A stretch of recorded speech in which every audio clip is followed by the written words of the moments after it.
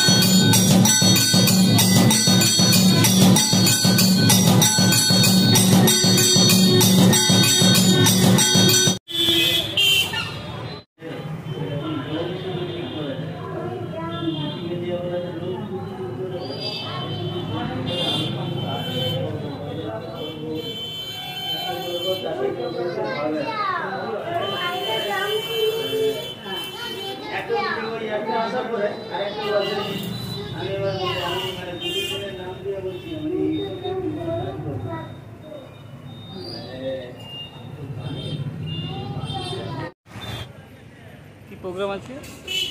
আজকে আমরা সনাতনী হিসাবে আমরা মায়ের মন্দির সবসময় আসি, কিন্তু বিশেষ দুটো কারণের জন্য আজকে আমরা এসেছি নন্দকুমার মা কালী ভবতারিণীর মন্দিরে। একটা কারণ হলো আমাদের লোকপ্রিয় সাংসদ, অত্যন্ত শ্রদ্ধাভাজন ব্যক্তি, আমাদের এখানকার কাজের মানুষ, তমলুকের এমপি, যিনি গত দু তিন দিন ধরে ভর্তি আছেন দিল্লি এইমসে।